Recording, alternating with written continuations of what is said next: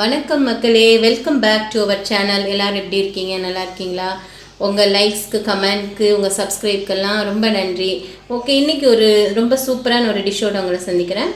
So என்ன செய்ய போகிறோம் எனக்கு அப்படின்னா, ப்ரான் ஃப்ரை, அதாவது இறால் வறுவல் செய்ய போகிறோம். இறால் செம்மீன் அப்படின்னு சொல்லுவாங்க. நல்ல காஸ்ட்லியஸ்ட்டு அண்ட் ஆல்சோ எக்ஸ்போர்ட் ஆகிற ஒரு சூப்பரான ஒரு மீன். இது நல்லா சாஃப்டாக இருக்கும், குழந்தைங்களும் விரும்பி சாப்பிடுவாங்க. ஸோ இது ஒரு கிலோ இன்றைக்கி கிடச்சிட்டு வாங்கியிருக்கோம். கூடவே ஒரு தேவையான இன்க்ரீடியன்ட் சொல்லிடுறேன். ஒரு 200 கிராம் சின்ன வெங்காயத்தை நல்லா ஸ்லைஸ் பண்ணி கட் பண்ணி வச்சுக்கலாம். கூடவே கொஞ்சம் சின்ன வெங்காயம் அரைக்கிறதுக்கு எடுத்துருக்கோம். இது என்னென்னா உங்களுக்கு கிரேவி கிடைக்கும், அதுக்காக ஒரு 10 பல் பூண்டு எடுத்துக்கலாம். ஒரு 4 துண்டு இஞ்சி, கொத்தமல்லி, கருவேப்பிலை தேவையான அளவு எடுத்துக்கலாம். கூடவே மசாலா தூள் பார்த்திங்கன்னா ஒரு ஸ்பூன் மிளகாத்தூள், 1.5 ஸ்பூன் மல்லித்தூள், ஒரு 1/4 ஸ்பூன் மஞ்சத்தூள் அண்ட் கரம் மசாலா 1 ஸ்பூன் எடுத்துக்கோங்க. வாசனைக்கு பட்டை, கிராம்பு, ஏலக்காய் இந்த ஐட்டம்ஸ் வந்து போட்டுக்கலாம். வாங்க இந்த சிம்பிளான டிஷ்ஷை சூப்பராக எப்படி செய்யலான்னு பார்க்கலாம்.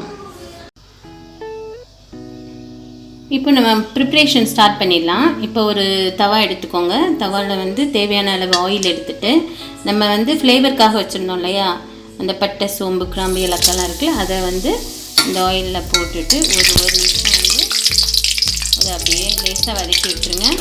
எண்ணெயில் கொஞ்சம் வதங்கின உடனே நம்ம ஸ்லைஸ்டாக கட் பண்ணி வச்சுருக்கிற சின்ன வெங்காயத்தை வந்து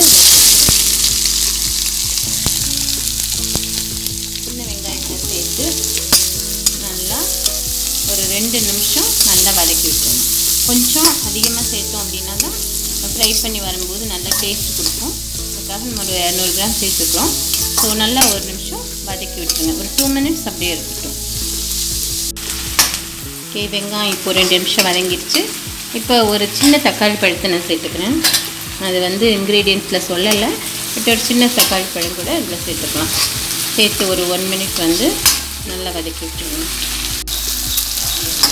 தக்காளி பழம் 1 நிமிஷம் வதங்கிடுச்சு. இப்போ நம்ம கழுவி வச்சுருக்கிற இந்த இறாலை வந்து இதில் சேர்த்துக்கலாம். நல்லா மிக்ஸ் பண்ணி விட்டுருங்க.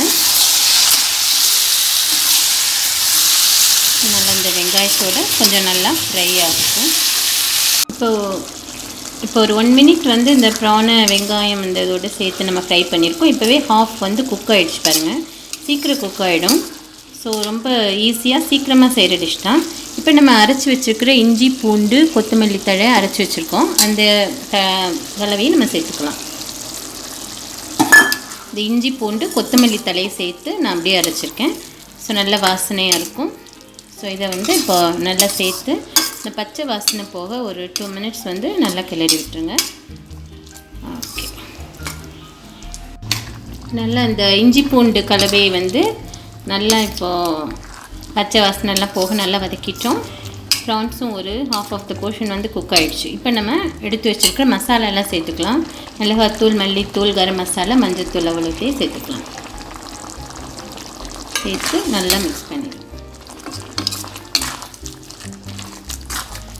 நல்லா மிக்ஸ் பண்ணிடுங்க. தண்ணிலாம் ரொம்ப சேர்க்கணும்னு இல்லை, ஓரளவுக்கு வாட்டர் வந்து ஆட் பண்ணிக்கலாம். உங்களுக்கு காரம்லாம் பார்த்துக்கோங்க.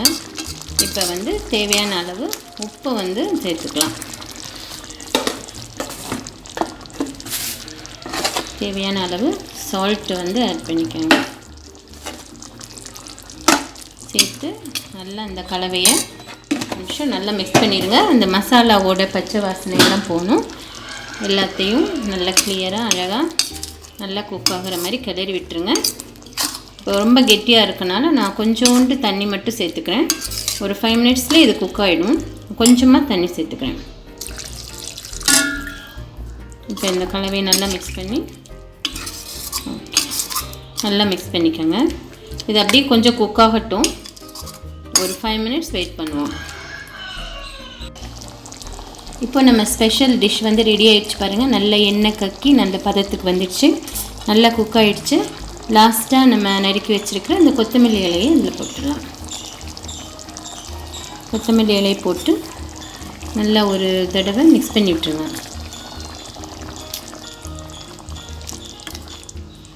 ப்ரான்லாம் நல்லா குக் ஆகி சூப்பராக ரெடி ஆகிடுச்சு பாருங்கள். இது வந்து ஒரு கிரேவி பதத்துக்கும் நம்ம எடுக்கலாம், இல்லை இன்னும் கொஞ்சம் கூட ஃப்ரை பண்ணிக்கலாம் அப்படின்னு சொன்னால் இன்னும் கொஞ்சம் இந்த தண்ணி வற்றட்டும். அப்படின்னா வறுவல் ஸ்டேஜுக்கு மாறிடும்.